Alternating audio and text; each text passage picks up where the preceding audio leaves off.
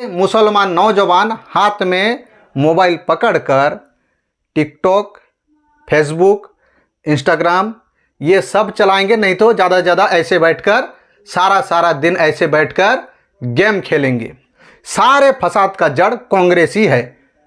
बेहद चौंकाने वाला मामला सामने आया। दिल्ली पुलिस मसाजिद के इमामों को फलस्तीन का नाम लेकर दुआ करने से रोक रही है। अस्सलाम वालेकुम दोस्तों, मैं मोहम्मद हुसैन। दोस्तों, आप लोगों ने कई दफ़ा हिजड़े तो देखे होंगे, लेकिन आज मैं आप लोगों को कुछ दूसरे नस्ल का, दूजे किस्म का हिजड़ा दिखाऊंगा और उनकी असलियत, औकात भी आप लोगों को बताऊंगा। पहले आप लोग जरा इसको देखिए।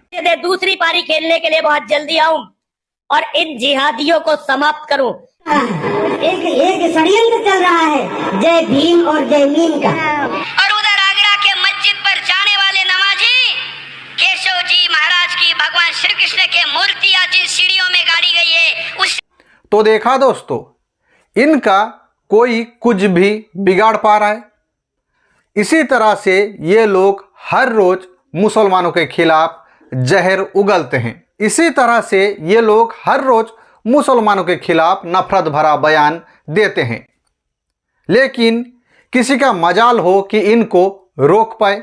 क्या चीचा जी को ये सब दिख नहीं रहे हैं, या फिर चीचा जी सारे के सारे देखते हुए आंख मूंदे हुए हैं? चीचा जी कर भी क्या सकते हैं?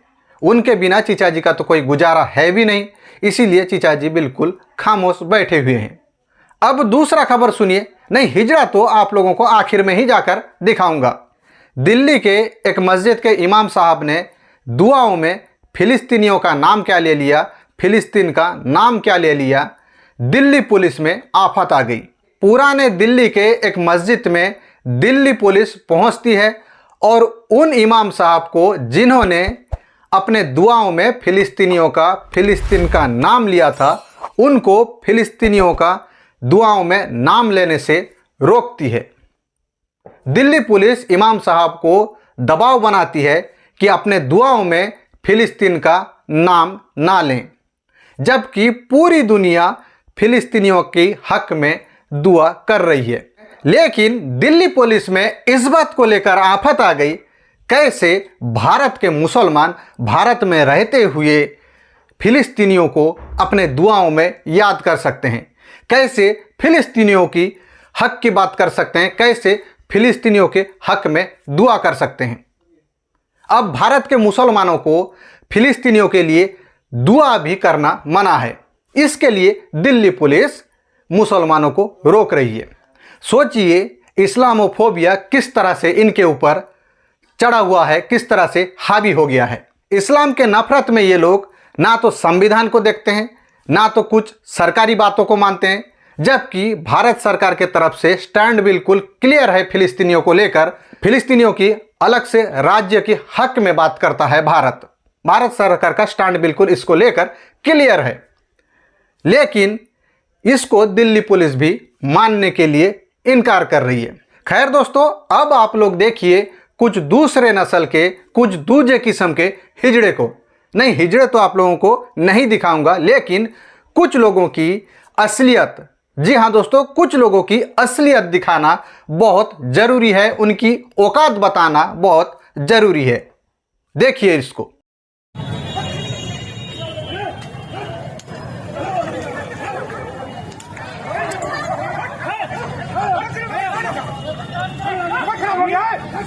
तो देखा दोस्तों, यही वो लोग हैं जिनके हिरासत में दो गुंडे आकर दो लोगों को गोली से भूनकर चले जाते हैं, और ये लोग हिजड़े की तरह, नपुंसक की तरह खड़े होकर देखते रहते हैं। यही वो लोग हैं। और इनका जोर किन के ऊपर चलता है? ऐसे गरीबों के ऊपर, मुसलमानों के ऊपर, ऐसे लोगों पर इनका जोर चलता है। कहीं पर मुसलमान अगर दिख जाए, उनके ऊपर इनका जोर चलता है, या फिर ऐसे गरीब लोग कहीं दिख जाते हैं, उनके ऊपर ही इनका जोर चलता है। इसीलिए मैंने कहा था कुछ दूसरे नस्ल के हिजड़े आप लोगों को दिखाऊंगा। सोचिए इनके ऊपर इस्लामोफोब किस तरह से हावी हो गया है। किसके लिए हम दुआ करें, किसके लिए दुआ ना करें, इनसे पूछकर करना पड़ेगा। और बेचारे मुसलमानों को तो सलाम है।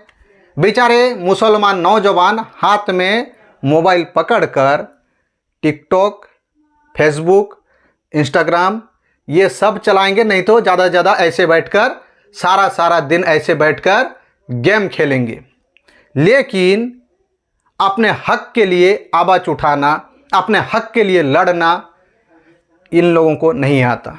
इन लोग इस तरह से बुज़दिल बनकर जी रहे हैं, अपने मुंह से हक के लिए, अपने हक के लिए, अपने कौम के लिए आवाज़ बुलंद करना भी ये लोग भूल गए हैं।